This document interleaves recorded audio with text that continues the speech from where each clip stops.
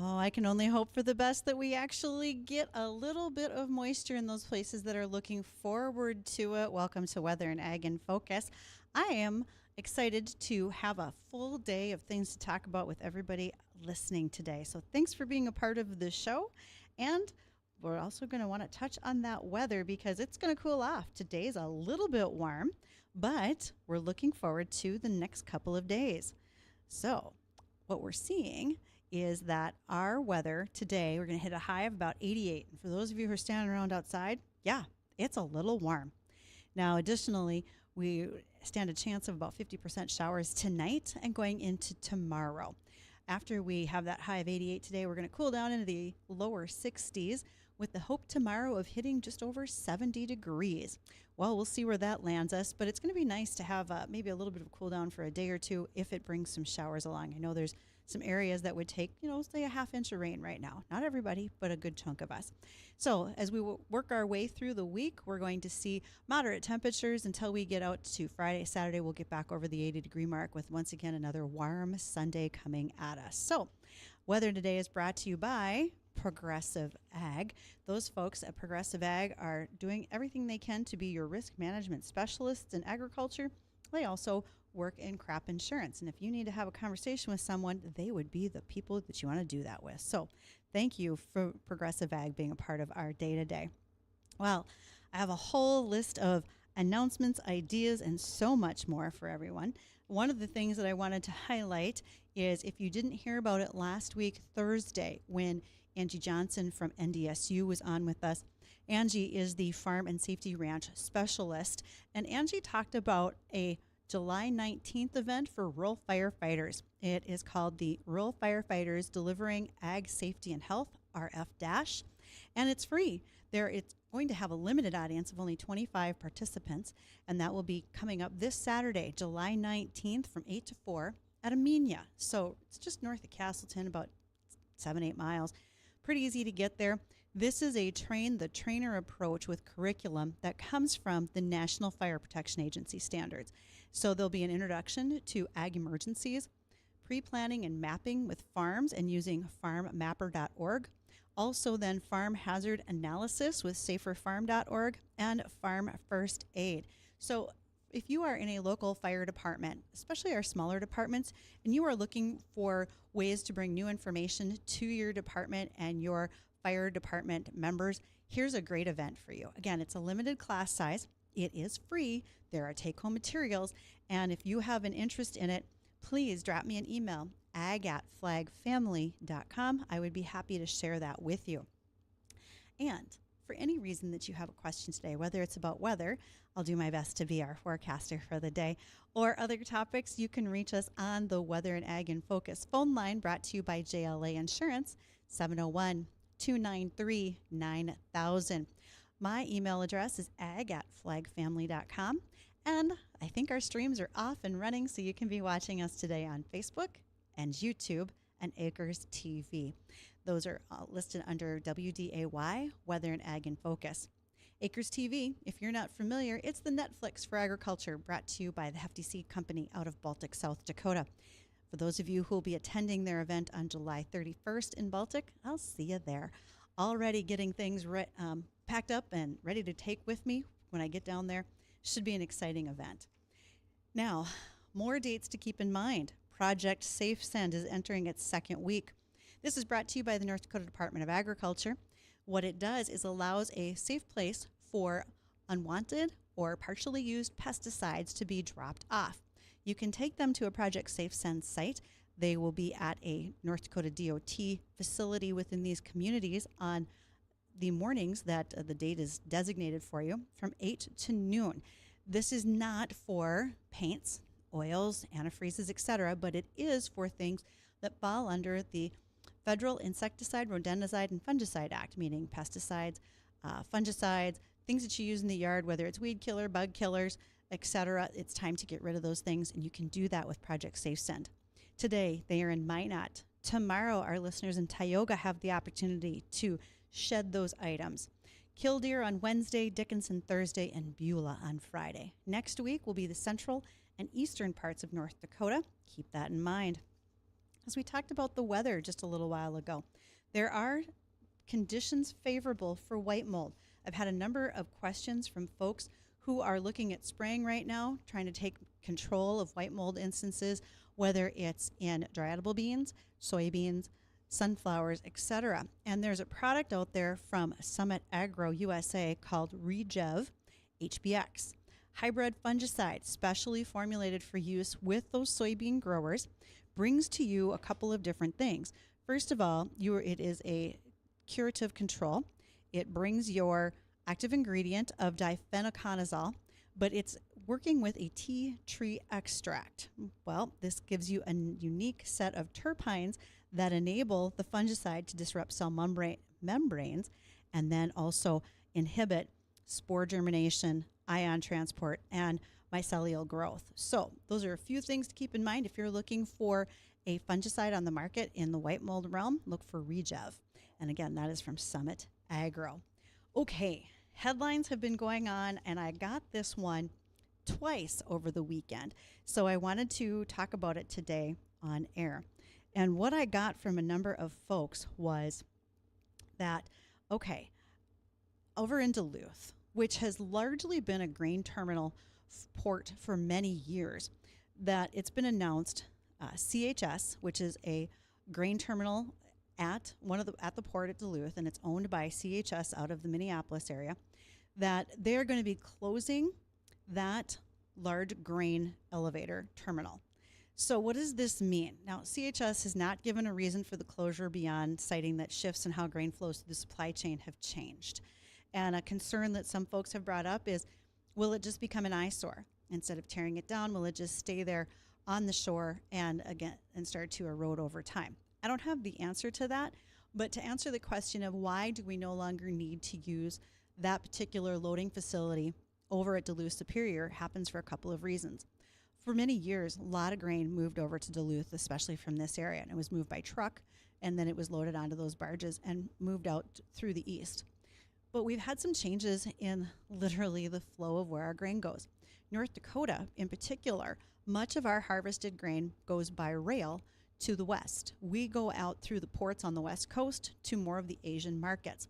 We've also seen an uptick for those folks in like southern Minnesota.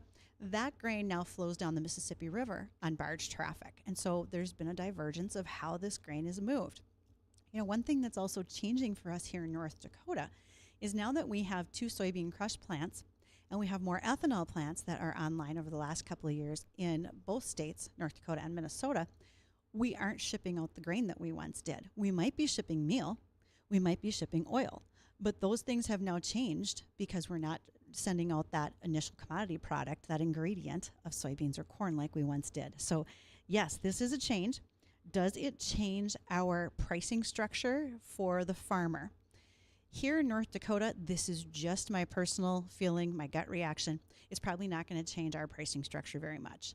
Could it affect those closer to that Duluth area? It may, but Duluth is not also considered a heavy agricultural area either. So there's probably some things to think about on both sides of this, what it's going to work for or against. But I do understand the concern that nobody wants to see that very large facility standing still, not being used in the future, and probably just falling apart in the end. So we hope not to see that. Hopefully CHS makes a good decision about it. So this facility, by the way, has 500 towering concrete silos, and they previously loaded about 40 cargo ships with grain per year. Just a few stats on that situation.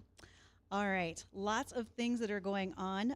Today is the first day of a large auction sale down in Adrian, Minnesota. Kerr Auctions has their 2 rings running as we speak. A lot of livestock handling equipment as well as cropping system equipment, whether you're looking for a tractor, a sprayer, a combine, and maybe you're looking for corral panels, horse trailers, as well as the fact that I think a lot of folks are always looking for attachments for their skid steers. So if you haven't checked it out, go to kerrauction.com and look at what's happening on their website today.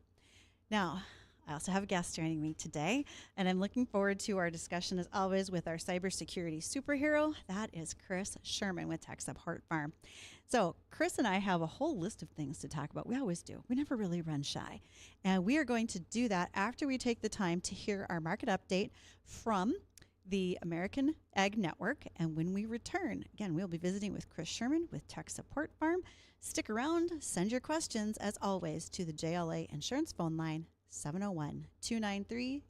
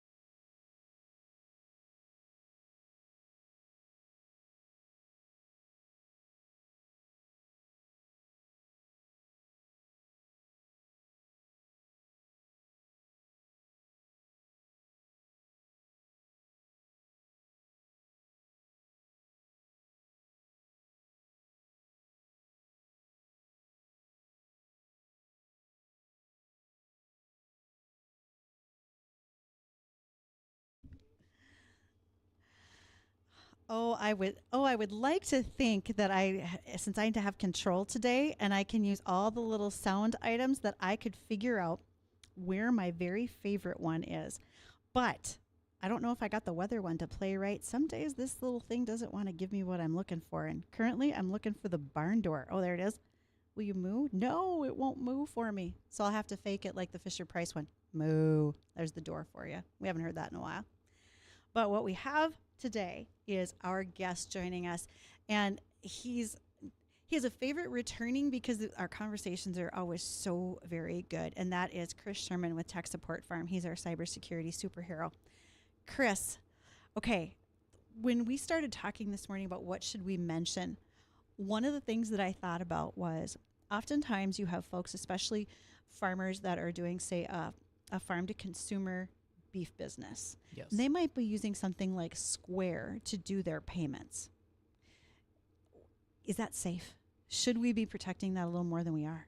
Absolutely. Okay. So essentially, if you're using credit card processing, There are a couple of, standards that you have to follow. I think it's called PCI and Okay. DSS compliance that is really important. And essentially your credit card processor will handle most of that, but in regards to there's definitely best practices in order to keep that stuff protected because it is vulnerable. Okay, what are some of those best practices that we should be doing? Because remember, I'm the kid who said a few months ago, oh, but Apple always tells us you just can't hack them. Wow. And I think of Square very associated with Apple and Yep. iPhones. Okay. So Apple, and again, and I think we've talked about this on air, but Apple doesn't seem to have as many hacks, and that's simply because there aren't as many of them on the market, right? Okay. We don't hear about, Lamborghinis and Porsches getting stolen nearly as much as Fords and Chevys, and the reason why is because of the proliferation in the market. Okay. So they're definitely hackable, and it's kind of foolhardy for us to think that they're not. In regards to credit card processing, there's a couple things. Number one, you always want to make sure that you're using a business account. Okay? Right. You cannot be using personal Venmos. You can't be using personal PayPal accounts or those types of things. If you're using Zelle and that sort of thing, always have a commercial account because it does the tracking for you and it does the monitoring for you. Whereas inside of a personal account, it definitely doesn't have that reporting. The other thing is that always make sure that your device is secured. And for the listening audience, we would estimate probably, I'd say 50% of our clients are running around trying to use their cell phones without any sort of biometric passwords or anything like that. You have to lock that stuff up. Okay, I biometric, it's got to look at my eyes Yep. to make sure it's me, which, by the way, funny side note, if I am wearing my glasses, it recognizes me, or my sunglasses. If I am not wearing my contacts, and I just try to look at it without my Yep. contacts in, it will not let me in. It's interesting too because in facial recognition, we've actually seen where siblings who Yeah. look too much alike, they can get into each other's devices as well. So Good twin, evil twin. Yeah, exactly. I don't know. It's not necessarily the best, but it's Okay. better than nothing. Okay. Making sure you have a passcode is very, very important. And it's the theory. Like you wouldn't leave your wallet sitting at the bar, simply because it's far too accessible. Well, that's very true. And one of the things, if I am buying from a vendor at a location, whether it's a farmer's market, whether it is, again, if we're talking about, buying beef locally from someone, and I do have a Venmo business account, so that's helpful. But folks got to remember that if you're on a public Wi-Fi, Yes. that can make Yes. a big difference too. Make sure that you are using your Wi-Fi or Okay. a hotspot Okay. or something like that. Do not be doing financial transactions via public Wi-Fis. Good to know. Yeah. Your data on your phone is secure, Okay. in the sense that it's better than a public Wi-Fi. At the same time, if you have a hotspot on your phone or your computer or whatever, you can use that as well because that is a private network and that should be secured. Okay. Encryption readers. Okay. What is that? Because I just see folks use the little square it plugs into your Yes. phone, et cetera. Is that already encrypted That in is some way? encrypted, yes. Okay. However, the problem is that let's say that you get that customer whose credit card is worn out and Oh, things yeah. and you find yourself having to enter in the information itself. Sure. There's two things with that. Number one is the fact that the credit card company will charge you extra for a manual entry, which is mind-blowing to me simply because you swipe it and it's going to cost you less than it is to sit there and enter it all in by hand. I don't, you're more work and more money. So, but the second problem is that if you manually enter it into, your credit card reader, that information is not encrypted. Okay. One of the things, though, that we've been talking about this from the point of view that I, the farmer, am the vendor. But what about when it's the reverse and I'm the customer and I'm doing these? Is there any way that I can make sure I'm more secure on some of these transactions? Don't send your information via email. Whatever First you step. do, yes, Okay. that is like number one. I mean, if there, obviously there are certain instances that you can't avoid it, but especially if you realize that you're sending it to, a standard, consumer grade email, whether it's Gmail, Yahoo, whatever the case is. Sure. You really don't want to be sending your information that way because those emails are not encrypted. Well, again, we've had this conversation, how we can improve that. And again, set up a farm Yes. business name would be Yes. the easiest thing to do. Most folks could do that. and then you have your farm account, Eh, and or when you and say I farm mean, account, are we talking banking or email farm account? we're talking both Both. actually. Okay. Yeah. Yep. And then with that banking account, then you set up your credit card processing and that and so on and so forth. But the number one thing is don't ever let your customers handle your device, right? True. You want to swipe it and they can sign and that's about it. Outside of that, you want to make sure you're using your network Okay. and not somebody else's. Okay. You want to make sure that you're using the tap to pay or the swipe. Try to avoid at all costs the manual entry. The other thing is that if you are sending out invoices, always QuickBooks has the pay online feature. Yeah. Great idea. Use it. Okay. Run with it. So you feel like that's a bit more secure? Yes. Yes. I'll be honest. I have some leeriness about PayPal. I feel like PayPal gets hacked all the time. Or is it more secure than I think? I think it is a little bit more secure than you think. Okay. But at the same time, PayPal has this tendency of you can send money and not necessarily, credit card swiping. Sure. Well, that is true. And okay. And that's where you have the problem is because you'll get the spam, spammers that are trying to send you invoices and that sort of thing, and people end up paying them. So what about in the instance where, like for instance, with my business credit card, if I do an online transaction, it tells me that it sends like I don't want to call it a fake number, but it sends a different number in the transaction, so it's actually hiding my real number. Correct. And so if that's an option, Yes. that's an option you should be Yes. following. The other thing is that turn on the notifications. I know that, and some people are really bad at this, but some of us shut off all of our notifications to everything. Yeah. Number one, turn it on for your credit card processing. So if you do have Stripe or you do have, Zelle sure. or Venmo Mm-hmm. or something like that, and a transaction goes through, and it wasn't you will automatically get a notification about it. That is very helpful. The other thing is your bank has the fraud alert through, all of, I know they're annoying, and I know that nobody wants to sit there for 5 minutes and review the last 3 transactions and blah, blah, blah, blah, blah. It's annoying. But that's okay. But that it is protects okay. us. Yes. Because that's happened where I have been traveling and those notifications have come up because I was doing a transaction in a different state and my husband was shopping online and then it says, oh, something seems bad here. Correct. Now, banking wise, because we bank at a small town bank, my fraud protection there, her name is Donna. She's the head teller. She'll call. Yeah. Yes. But unfortunately, we don't always have Donnas in our life, right? She's the best one. Yeah. Okay. Yeah. We have many more things to talk about and ask Chris because, again, Chris Sherman with Tech Support Farm is our cybersecurity superhero. Stay tuned. Make sure to send us the questions that you have. I can pick those up during our news break here at 1:30. And you can reach me, ag@flagfamily.com, or call us on the JLA Insurance phone line, 701-293-9000.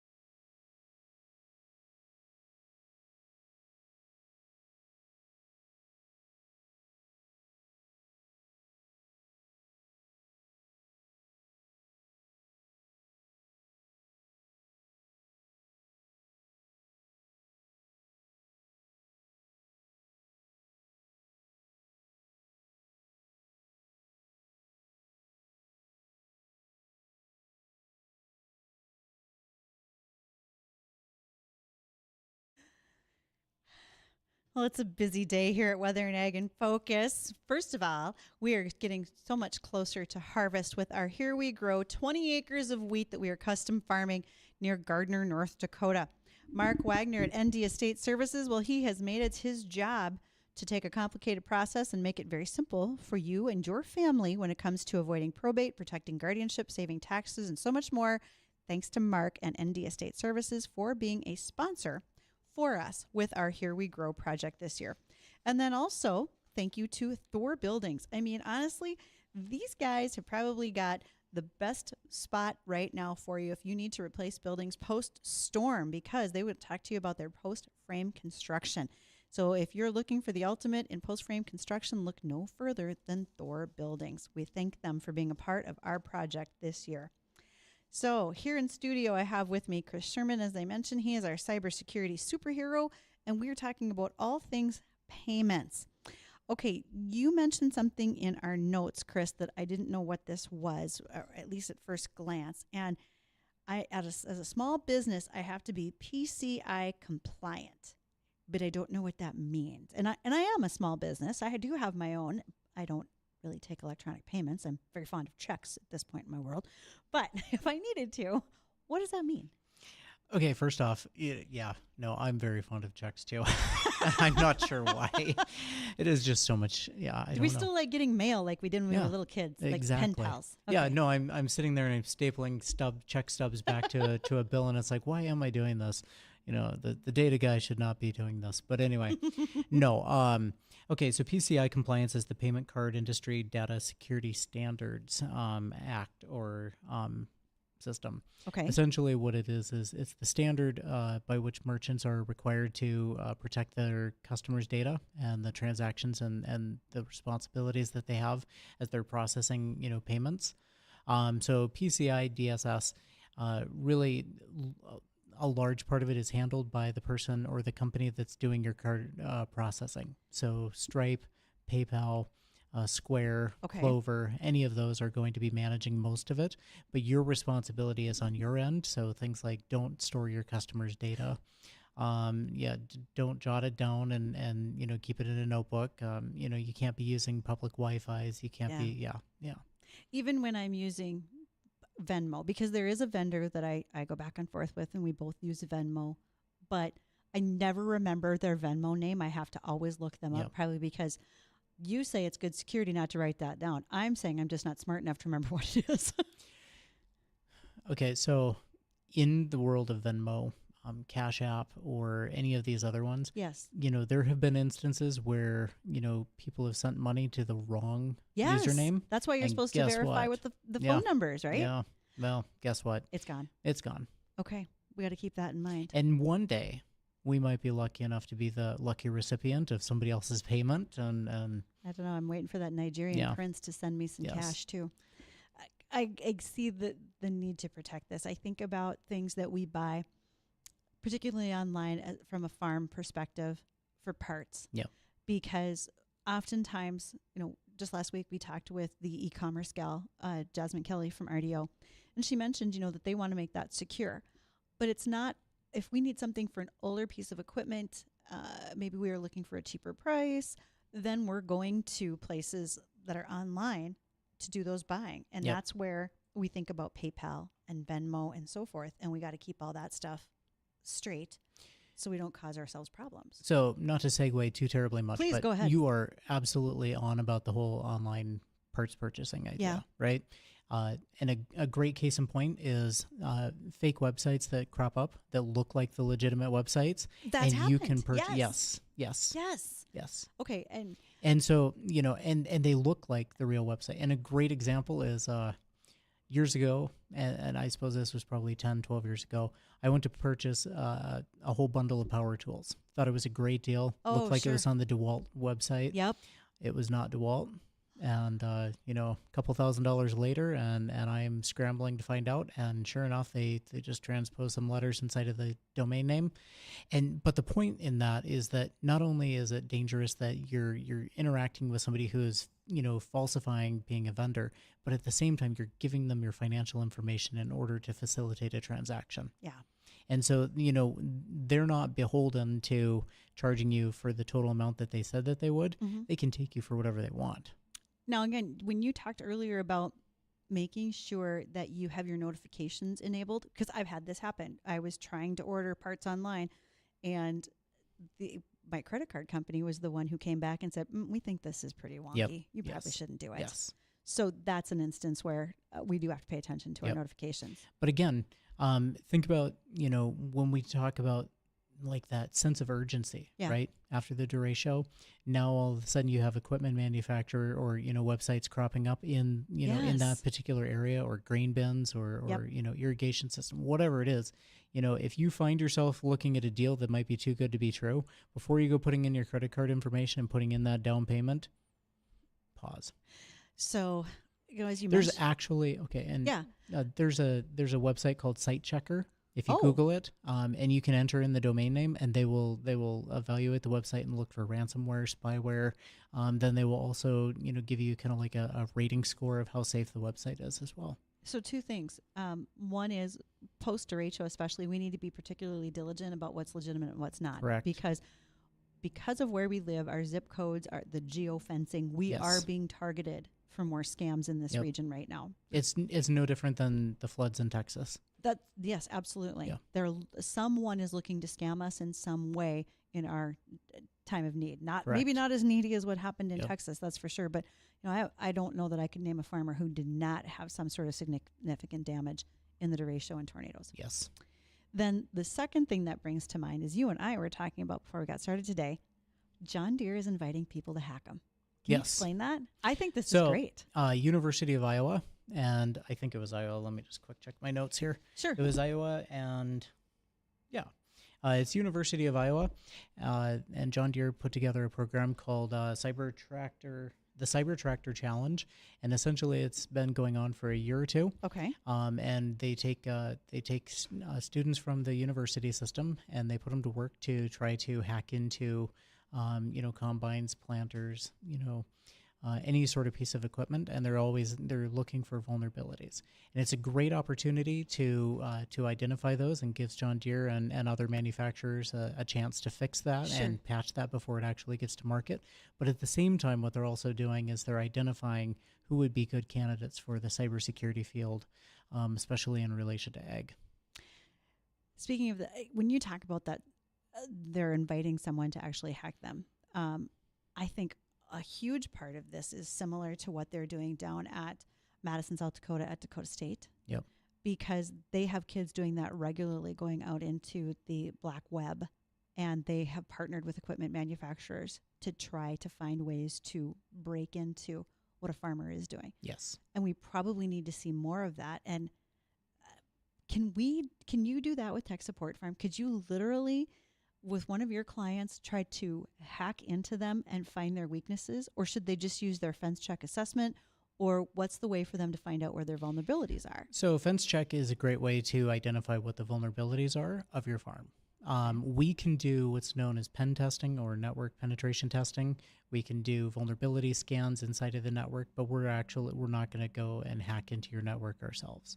The network pen tests are a good way to do that, but ultimately we typically do those for insurance companies if that's what they're requiring, or regulatory bodies if they're looking for a test like that.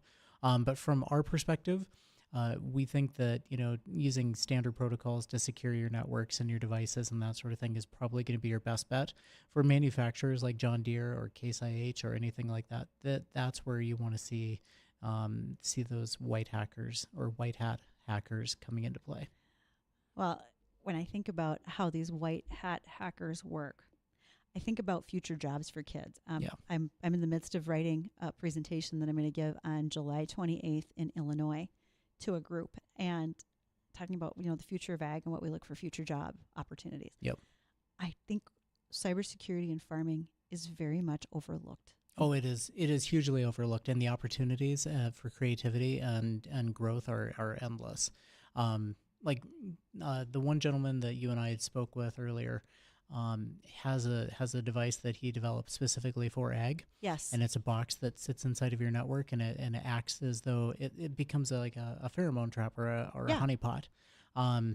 absolutely creative, and it's a great way to protect your network and listen to what's going on inside of your network, and it's absolutely no outside intrusion, and it's specifically locked within the device. And if that individual or that hacker gets trapped inside there, now we have all their information, and we can deal with them accordingly. When you think about all of the things on the farm that, or the ranch or in our agribusiness that use cyber in some way, shape, or form, whether it's our phones, our PCs, our the apps that we use, etc., is it fair to say that we should look at more farms having their own IT person, or if they're not going to have an IT person, have you who's going to follow up with them as tech support farm? Maybe you could even train their IT person to try to keep things from being hacked, etc. I mean, is it becoming that to that point where we have to really think about that's an additional staffing person for some farms? I think that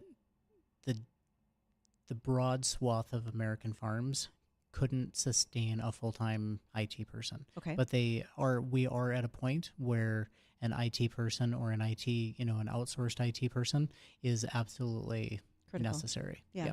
Yes. Because there's so many things that we have to think about. And it's very important to clarify that there's a big difference between your IT person who just takes care of, make sure that everything is running and up to date, as opposed to your security provider. Yes, because so I live in Hunter. Yep. My internet is handled by Polar Communications out of Park River, North Dakota. Interesting.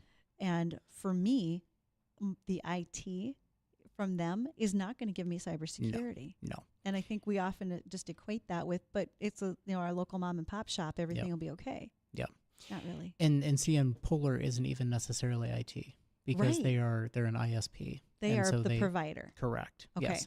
A good example, especially in our area, would be Midnight Communications, I think. Okay. They would be considered both a provider and an IT company. And the difference here that we see for you as tech support farm, you have the on-farm background. So if I talk to you about my bin site or what I have for controllers on my my sprayer, my combine, people talk about RTK with their tillage, et cetera. You get that language. Correct. That's very different than if I just try to call up anybody else to do my security for me. The other thing is that we're not only security, but we are IT. Yeah. So if you do have trouble with your software, or even if you can't seem to get your spreadsheet to work the way you want it to, you can't get on the Zoom call and you're embarrassed, just shoot us a text. We can jump in and help you out. Absolutely. Well, and there's none of this stuff is slowing down. No. I mean, I don't care what part of ag we're in. More and more of us are serving on boards, being a part of legislation, commodity groups, et cetera, where we have to be on those Zoom calls and we have to trade information. And right now, because we do all those things, we are trying to keep up with more of our banking and our insurance, et cetera. And doing that through cyber is how we're going to get it done. Yes. And if we're not protecting it, we're going to lose it. 100%. Yes. And even then, it's not even, farms now have additional side businesses. You can be an applicator, you can be, a seed dealer, it might be that you just manage the volunteer ambulance in the area. You might, all of these different things, you sell insurance, all of these things. Out of all of that, there's 3 of those that I can think of that have regulatory compliance issues. Okay. When we come back, one of the things I wanted, when you said that about a side hustle for a lot of farms, I've seen more farmers buy tile plows and drones in the last 12 to 18 months than I ever have. And let's talk about how we should protect those. Okay. When we return, stay tuned, folks. We'll be right back.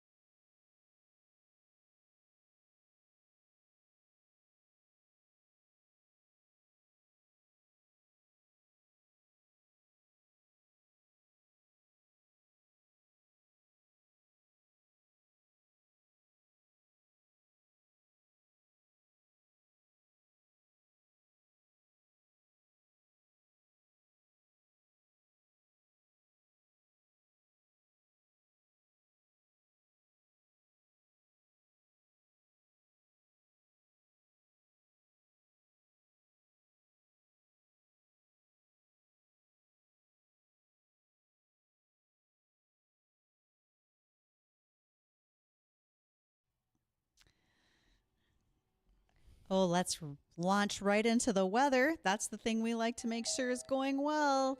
And today we're going to hit that high of 88 degrees. We might already be there outside. I'm indoors. I can't tell you yet. We're looking forward to a little bit of rainfall this evening. We've got a 50% chance overnight to get some showers, and I think they look pretty widespread. Hopefully they land in your neighborhood, and they're more than the 5 drops that hit my windows earlier this morning. Tomorrow we cool off, and we're going to stay that way through Thursday with temperatures around the low 70s mark. As we get towards the weekend, Friday, Saturday will pick up. We'll be over 80, hitting 85 by next Sunday. And the thing I like the most is every night this week, our temperatures are below 60 degrees. Good sleeping weather. Now, if we wanted our corn to grow at a really rapid pace, we'd like to see that temperature bumped up a little bit, but it depends which side of that argument you might be on. Thanks again to Progressive Ag, risk management specialists, for providing our weather updates today. Our discussion today has been pretty engaging with our cybersecurity superhero, and that is Chris Sherman of Tech Support Farm. And before we stopped the last little discussion, Chris, I asked you about drones and tile plows, because in the last 12 to 18 months, I have had more and more farmers picking up at that piece of equipment as their side hustle. And when I say drones, I'm talking about drones that are spraying fields. Yep. A lot of fungicide, a lot of pasture as well. Or they're using drones like TerraClear does, where it's a software program that flies the field, GPS locates where the rocks are, and then they send a skid steer out to pick the rock from the field for the farm.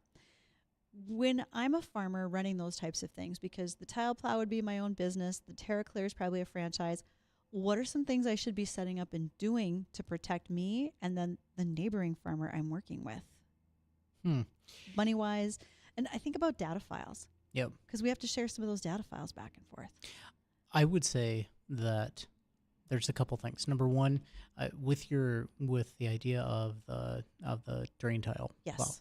Well, a large portion of that is GPS tracking. Okay. And the reason for that is because nobody wants to have to go and find a break in the middle of the field and sit there and dig a 40-foot hole trying to figure out where in the world it is. I guarantee you nobody wants to do that. No, I have been there. We have done that. That is a miserable afternoon. Yes, it is. And then the farmer is all frustrated because there's a giant crater in the middle of his field for an 8-inch tile line. Anyways, with that being said, protecting the data that you have that stored on, and then backing it up, though, that is absolutely critical, Yes. especially for tile plows.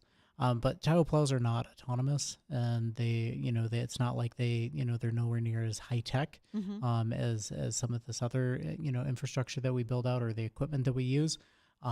In regards to the drones, Yeah. I think that it's really, really imperative that we're monitoring, the security that we use in our networks, simply because you're running your drone off of another device, right? Right. And it's the communication back and forth. It's the access to that drone and the information that it has. Sure. Whether it's other, hostile nation states, spying on your fields and seeing what your yields are looking like and that sort of thing, or, land infrastructure and all of that. Because, unfortunately, we are definitely under surveillance from other countries. Okay, that was reiterated not that long ago, because after all of the missile strikes in Iran, Yes. they flat out said, the country of Iran said, we plan cyber attacks and we are going to target agriculture. Yep. So we know that it's happening. Absolutely. Before we get to the end of the day, a couple of headline things I wanted to make sure that we touched on today as well. When you look at our acreage reports right now, our soybeans are going to remain the number one crop in North Dakota based on planted acres for 2025. That we're at 6.6 million acres, and that is equal to last year's total. Spring wheat was on the decline by 350,000 acres from last year, so we're right around 5 million. Corn acreage is indeed at a record high of 4.2 million acres. Over in Minnesota, the planted acreage holds at 8.5 million for corn, 7 million for soybeans, and their spring wheat totals about 1.2 million acres, down slightly. Interesting enough, for North Dakota, we're down in dry edible beans right now. Edible beans would be compiled of the pinks, reds, black turtles, navies, etc., Great Northern, Canelli beans, things that we raise up here that winds up in your soups, stews, and packaged foods. Potatoes are down slightly, but we are up for barley, durum oats, sugar beets, and hay. Canola, even though we're down 14% from last year, it's still the third highest planted acreage in our state history. Also, the national company Del Monte, the vegetable producers, or canners, I should say, they have indeed filed for bankruptcy and restructuring. That does not mean that we're going to see the Del Monte brand disappear. It just means that they're restructuring financially. Their packaged food business with their wide selection of fruits and vegetables will not disappear. It also will not affect their international business. Chris, thanks for joining me today. Absolutely. Thank you for having me. And we look forward to tomorrow. Tomorrow, we're going to be joined by our interns from My Ag Data to hear how their summer went. See you then.